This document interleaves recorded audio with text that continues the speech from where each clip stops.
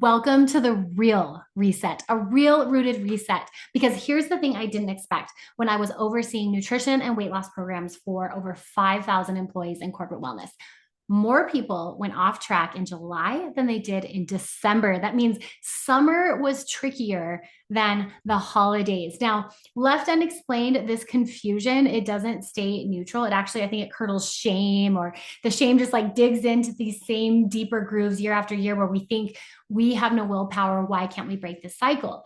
Now, I'm a mom of two boys who treat summer like it's a whole personality. And honestly, I love to join in on the fun. So late nights, ice cream runs, the chaos that's so good for my spirit, but honestly hard on the body. And I think both things are true. And so if you're coming out of a similar season, here's why I think we need to come out of these seasons with gratitude and curiosity rather than shame and dread. If you're like me, you come out of a season like summer and feel this like heaviness in our body. We feel that our body hasn't been taken care of. We pushed it. We've enjoyed maybe too much, and we want something to reset. And I think we're naturally inclined to go to hard resets, detox, restriction, white knuckling it. But here's what's changed for me and what I hope changes for you. If we stop chasing resets and we start building rhythms, the reset ends, the rhythm returns. One is a sprint that gives instant relief, but it fails within a few days. The other is this relationship that you keep coming back to, and one that actually fits your life and it lasts. It's rooted. So here's what we have in store for you. We've got weekly podcasts dropping every Monday this month, all building up to a live masterclass on September 2nd. I cannot wait to see you there because we are going to be building up to that September 2nd class together, redefining reset, and then talking about tools that build rhythms that last. Of course, I've got weekly recipes, menu ideas, tips, giveaways, and more. So make sure you are plugged in to the Real Reset by joining today. All the information can be found in the show notes. As for today, I am so excited because I have my favorite co-host, my very own husband. And the reason why I invited him is because he truly is the yin to my yang. I have an extreme personality. He has a stable personality. I like adventure and sparkly things. He brings me back to rooted rhythms. And so I thought no one better to come on here and talk about rooted rhythms and discipline than my very own husband, Patrick Brown. Welcome to the Fuel Her Awesome podcast. So the connection between our gut health and our mental resilience is absolutely amazing. Can we just talk about this trend that is happening everywhere? Babe, thanks so much for coming back on the podcast. Sure. Thanks for having me back. I love you. Love you too. We did this, 6 months ago? I think it's longer than that. Was it? Yeah. Well, the reason... It's probably close to a year. No, we did it at the beginning of January. I don't know. Okay, well, anyways. It's irrelevant. Anyways, when we did it, I had so many listeners quote some of the things you said, and it got me thinking because, I have a brain that works a certain way. You have a brain that works a certain way. And we really are yin and yang coming together. Mm-hmm. And I think so much of what I have come to believe about food and the peace I feel with my body is because of you and a lot of the ways you've taught my brain to think. So I'm so excited you're here. We are talking about how to reset from a rooted perspective. We're going to dive into that. But before we do, we have to say thank you. A shout out to Frontier Roofing. Frontier Roofing, yeah. They have sponsored our whole weekend and our podcast. So if you're looking for a new roof in New Mexico, Colorado, or Texas, they are your people. If you're outside of that territory, I know the owners and they're very adventurous. So give them a call anyways. You never know what kind of stuff. We're at their house right now. They are a wonderful, wonderful group. So thanks to Frontier Roofing for sponsoring today's podcast. Okay, so we're talking about the real reset. And, got me thinking, we're in the middle of a vacation month, pretty much. Yes. How are you feeling in your body today? Not good. Me either. Terrible.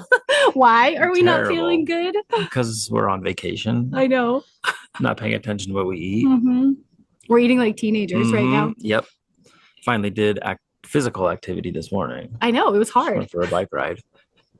But Yeah, I don't know. I don't feel good. No, I don't feel No. great either. But we've had a good time, Yes, right? but we've had fun. Yeah. And, we had a vacation. This was probably like 4 years ago. We were with my family. And anytime we get together with my family, it's usually for an extended period of time Yeah. because we live all over the place. And I remember like putting on a pair of pants and just being like, ugh, these don't fit. Mm-hmm. I can tell I've gained weight. And I looked at you and I was like, babe, I was like looking for some validation. Yeah. And I don't remember the exact words you said, but you were like, babe, you look fine. Also, we've had a really good time and we'll get back to our rhythm. Yeah. That was nice of me. That was really nice of you. It really calmed me. Mm-hmm. But I think that's something that most people don't naturally go to. I mean, younger Jess would have felt that freaked out, already been planning like, okay, come Monday, I'm going to be hitting, these numbers. I'm going to go on this meal plan. I'm not going to eat these foods. Like I would have already been coming to this place of restriction and rigidity, but you really taught me how to come out of that. I don't know. Yeah. It's really cool. Well, thank you. Okay, so I have watched you come back from vacations, seasons, injuries Mm-hmm. without the drama that I just described, that most women, myself included, like go to. So, what do you tell yourself, like in seasons exactly like this, when you're feeling gross and not good in your body? Like, how do you not go into this dramatic, like, need to change everything? I just know it's not going to last forever. Like specifically the moment we're in right now in my head, I'm like, I'm just going to enjoy this. We're on vacation. I'm going to enjoy time with friends, family. I'm going to eat things I normally don't eat. I'm just going to enjoy it because I know it's not going to last forever. Because as soon as we get back, I'm going to get back to my routine and I'll get back to the way I eat, my exercising, just kind of back in the routine of things. And it takes about a week to 2 weeks for my body to bounce back, depending on how much fun I had on vacation. But that's really not that long. Yeah. So knowing that I know I'm gonna get back to it and I'm gonna bounce back. And yeah, I don't know. It's just easy for me to comprehend whenever I put it that way in my mind. Yeah, but you think of it from more of like a bird's eye view perspective, where I think as a highly emotional female, I think of things in the moment. And so when I'm in the moment and I feel uncomfortable in my body, like that's what I feel. And it's hard for me to think bird's eye view, which that's what you're saying. It's just think bigger perspective. Like this is a season of time. It will pass. I will get back to a new season of time. Yeah. And yeah, exactly. It's not that I don't feel those things that you feel and discuss it with myself sometimes. I'm just like, oh, I feel so gross. Why did I do that? Yeah. But then I don't know, I just go right back into my head. It's like, oh, it's fine. We'll go back home. Yeah. And I will survive. I will survive.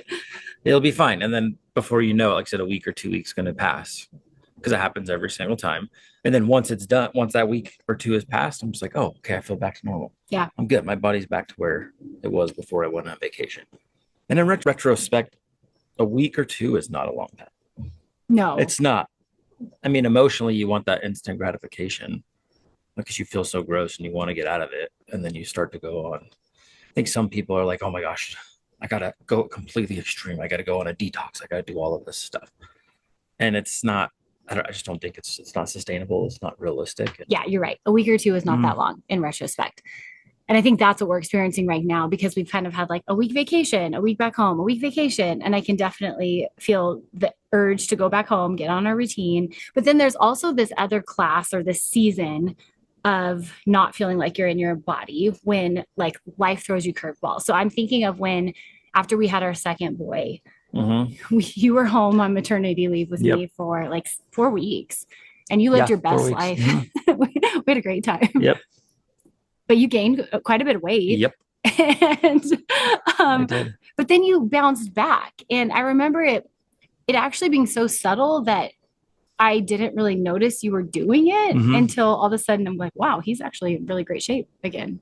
Yeah. He's doing some different things. So talk to me a little bit about that because I think a lot of women in particular, we have babies, we get new jobs, we go through seasons where we just like neglect our health or we do go through a season of fun and then that can feel really hard to come back from. So talk to me about when you did that because that was a huge shift in your life. Gosh, I don't even remember what I was thinking at that time, babe. I remember not feeling good. I remember saying, no, I'm just going to enjoy this because our son was born in July. So it was like right in the middle of summer. We had a pool at our house. So I was like, oh, wow, I am literally on summer break. I know. We can As celebrate an our adult. newborn. Our first born was real little too. So it's like, I'm just going to spend time at home. We're going to have a pool day every single day. We're just going to have a great time. So I remember that mindset because it was a Mhm. time of celebration in our lives. Mhm. So just took it as a time of celebration. Um, I rem- the time I noticed whenever it was like I went way too overboard. Specifically, remember I got back to work, and at the time I was a detective, so I was dressed in plain clothes, and I was just like walking to my desk from my car, and I hadn't put a belt on with a gun in a while because I just been home the whole time. Mhm. Well, the belt that you wear is typically tighter so that the gun is a lot more stable on your body. And I just like felt everything hanging over my belt, which wasn't a thing. And as I was walking, I just felt not only things hanging over, but things moving as they were hanging over. Yeah. And I was like, oh my gosh, what just happened? Yeah. That was a mental shift for me. Um, But how did you not go into like a spiral there? Because I think that's where most of us women spiral. Is we're like, oh my yeah. gosh, there is a role there that I've never experienced Uh-huh. before, and we go into this shame spiral where we're like Mhm. embarrassed. How can we let ourselves get here? I don't know. I don't think I shame myself. It was just like, oh, I got to do something about this. Like Okay. I cannot continue down this road or let this happen because this is extremely uncomfortable right now. So it just was just getting back to a workout routine. That's really what it was. It was like, okay, now I got to pay attention to what I eat. And then I just got to work out every single day. That's really the shift that it made. I don't think I didn't go extreme. Mm-mm. You did start running. Like you added something new. Yeah, I started running because I just knew I was like, okay, what can I add that's going to be not only good for my cardiovascular health, because obviously I'm not in cardio shape anymore because I've been having a beach day every single day, but also something that's going to get me outside and something that's going to burn a lot of calories so that I can try to lose this weight. Yeah. Yeah, so I just started doing that every single day. And it was just getting up in the morning and going for my run and then just eating healthy breakfast and healthy throughout the day. And I don't, it was in my mind, it wasn't like, oh, I have to shut this off right now. Like I got to feel Yeah. good right now. I just knew if I just do this every single day, um, and just have a good routine, it's eventually going to happen. Yeah. And so that was the mindset Which that I is had. so And that's just simple. what I did. That's all it was. It was just So simple. simple. Not That's the way easy. my brain works. So it's like very I know. simplistic. I'm like, okay, that's what I have to do. Okay, that's what I'll do. Mhm. And so that's what I did. I know. I'm just laughing because it is so simple, but it's so not easy for brains like mine that are extreme, Mm-hmm. that get real tied up in the present moment. But I think it's been so healthy for me to watch you do that because, yeah, I remember you saying, okay, I'm going to start running because I'm just out of shape. My belt Mm-hmm. doesn't fit anymore. And I was like, okay. And then you did it. And it's not like you ran every single day. I think you ran like 3 or 4 times Three or a four week. times a week. Yeah. Yeah.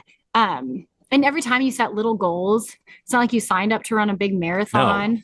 It was just like, I'm just going to do this. And I think that's one thing I've appreciated about you is this idea of discipline.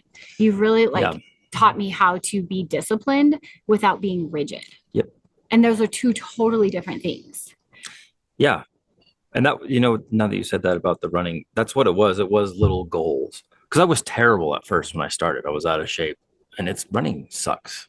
It just sucks, Mhm. especially when you're out of shape. It hurts. It's not fun, But period. it was for me, it was just kind of like, okay, I don't even know if I had a specific distance because our house was the base of the mountain. I think I just like Mhm. mapped out a path. Like I'm just going to go take this path. Um, and it was terrible. It wasn't fun. I don't remember exactly the distance it was, but I don't think I started tracking my distance probably until like a month or two into it. The reason why I saw that is going back to little goals. I specifically remember then I would break down the run into little tiny goals. So, for example, it's like the week before, it's like, man, I had to stop at this point because I was just hurting so bad. So this week, I'm not going to stop at this point. I'm going to Mm. continue past. And then if it was hurting really, really bad, well, then I would pick out a landmark that was up ahead. Um, and I don't know, it could be a street sign wherever I was in the run, but I'd pick out the landmark and I just say, okay, I just have to make it to that point. Yeah. And then I would make it to that point. And if I had to stop because I was because I was feeling dizzy or nauseous or something, I would stop. And then it would just say, okay, cool, I made it to that point. Now tomorrow I'll just get it back over there. Yeah. And then a few days later, it's like, just go extend it a little bit more, a little bit more, a little bit more. And then once I was able to run that path, just no problem without stopping, I think then I started paying attention to actual distances where it was like, Mm, okay, how far was that? All right, cool. Now I'm gonna actually stretch it out to I this love many this. miles. And then once I get to that many miles, and then it's the same thing. It's like, okay, yes, I'm mapping out the amount of miles, but I'm also setting goals as I'm running. Yeah. That's why I fell in love with running. It's such a mental game Yeah. because it was like, if you look at the whole entire picture, it sucks to do. But if you look at one step at a time, just that landmark up Yes. ahead, next landmark up Yeah. ahead, then it becomes a mental game, and then it becomes Totally. fun. Um, Yeah. yeah, so that's what I started doing, and then Yeah. just with that mindset, I had a really good routine, and then I was able to like sign up for races and Yeah, you did everything, a and few got into then. shape really quick. Mm-hmm. Yeah, and I think when I'm hearing you say this, I'm like translating it to food because I think that same perspective is also what you've done with your food because we're not calorie trackers. No. We don't weigh and measure our food. We've just never been that way. Mm. And you did the same thing with your food, and I've seen you do that in multiple seasons where it's like you actually just kind of look at what you're doing and instead of like getting on a strict plan or cutting out a bunch of foods, you just basically like go, okay, this is what I've been eating before and that led to this Yep. destination. So I'm going to actually go back to some of the things I know that work and like let it ride for a while, see how it does. That's my mile marker. And then I'm going to move that mile marker. Yeah.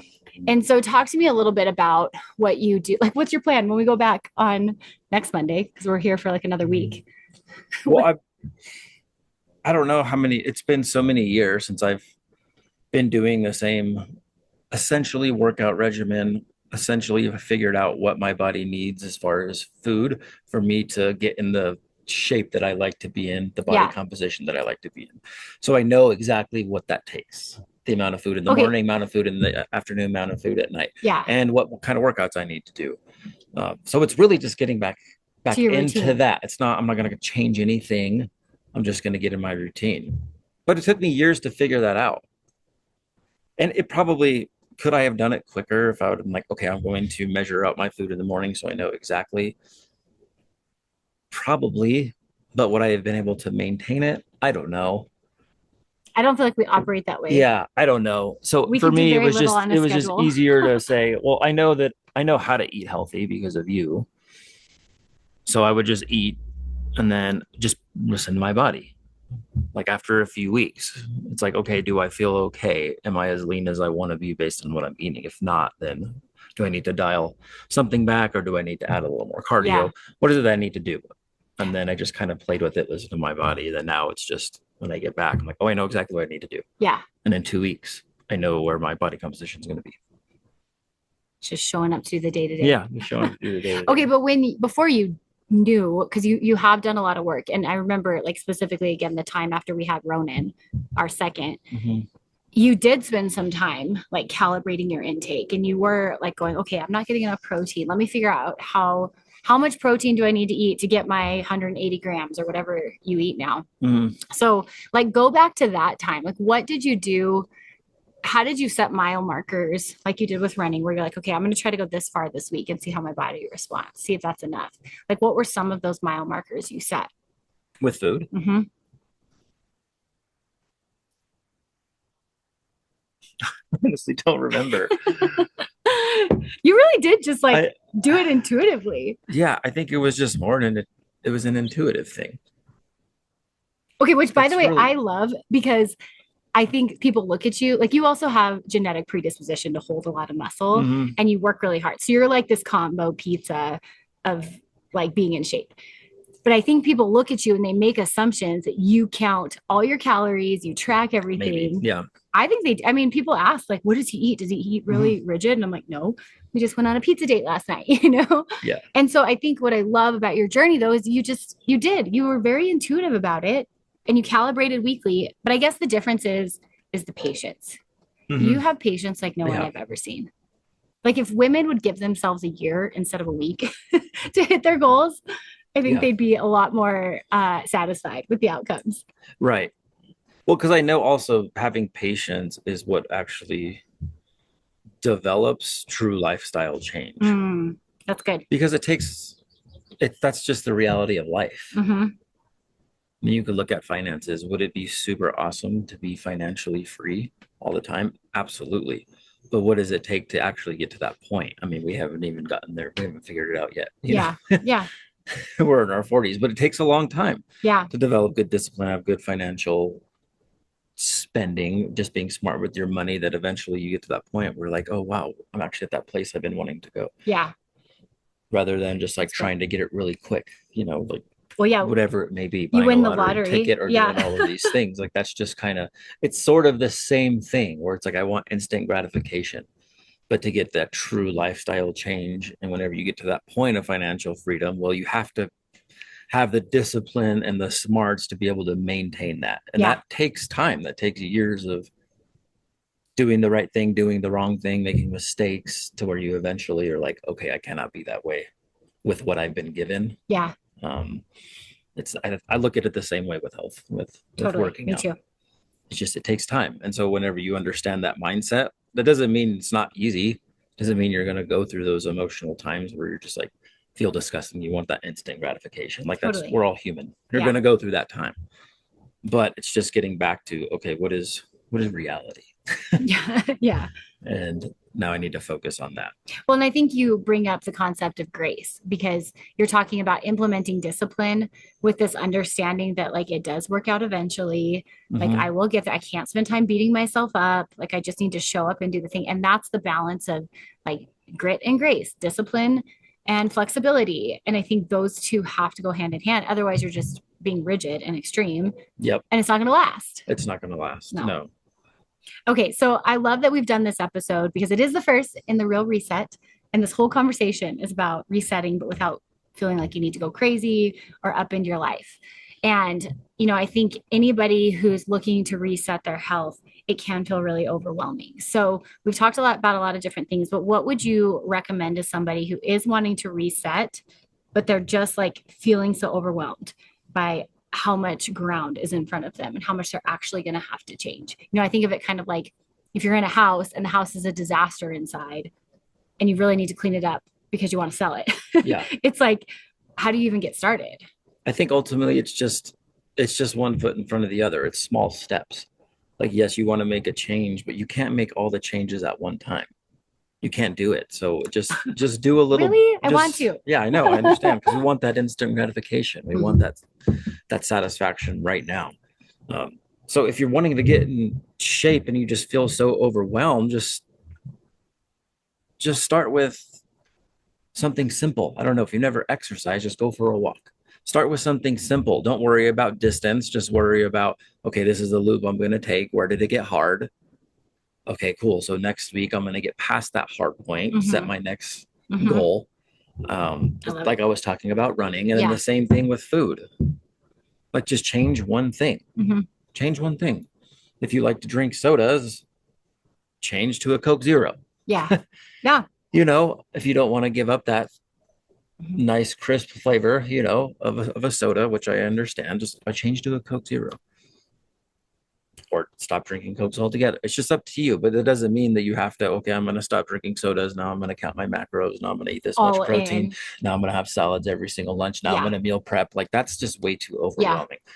It's just got to be a little bit. And then you do have to give yourself grace, but then at some point you got to say, okay, how is my body feeling? Yeah. Am I seeing change? Am I not? Okay, if I'm not seeing change, then what else do I need to change? Change one more thing out of your diet. Yeah. Or maybe I shouldn't just walk. Maybe now I should try to run. I can level it up a little bit. I can level it up just a little bit. Yeah. And so you just gotta play with it. And you don't need to feel overwhelmed. It's just one step at a time. Or you could hire someone to help you. Or you can hire someone. Yeah, we might know somebody. Do you know anyone? Maybe. I know someone who's helped you. That's true. That's true. But don't feel like you have to do everything at once. Like that's too overwhelming. No, and you've been great with this because I do think, when it comes to food and body image, because I do this for a living, like that is something I've mastered with your help, with just my faith journey. I mean, that's a whole nother story. But what's interesting is like that brain pattern of not of like wanting to be extreme and getting overwhelmed. That's a brain pattern I still struggle with. And you've seen me struggle with that with work. I mean, I launched off into my own completely. I think I'm coming up on 2 years, just about 2 years. And I still have those moments where I'm like, oh my gosh, it's not where I want it to be. There's so much I have to do. I'm totally overwhelmed. And you like say the same thing that you just said about health, but to me about business. And what I love about that is like it's a characteristic, right? It's an invitation to develop your character. And in this setting, we talk about it in health and food and fitness, but really it's a character trait that you're developing, which bleeds over into everything. And I find that like when I'm working on business or I'm working on our financial stuff or working on family, it's like the same conversation. It's like, okay, just look at what we have to do. Be curious about what's working, what's not working. Don't get stuck in the shame spiral. And then if you do get stuck, like hire someone to help you who has the tools. Like that's why I hire business coaches. We have an accountant, That's why we like recommend talking to health professionals. But it's just looking at the big picture. It's those bite-sized goals. I love it. Well, that's what we're going to be talking about for this real reset is all of these bite-sized goals and how we can actually start to inch towards them. And I'm so excited because in the weeks to come, we have some really great episodes. We have some more fun interviews, and it's just going to be a really great time. Make sure you save your seat for September 2nd when we are doing the Real Reset Live Masterclass. We're going to be there together. You guys can ask questions. We've got tons of tools, prizes, and giveaways for you guys. You can snag those pieces of information in the show notes. Babe, thank you so much for being here today. I love you. You're welcome. Love you too. All right. We're going to go eat some more fun foods today. Yeah. And then we'll reset in a few weeks. Yeah, we're going to tolerate the discomfort right now though, huh? Yep. All right. Love you. All right. Love you too.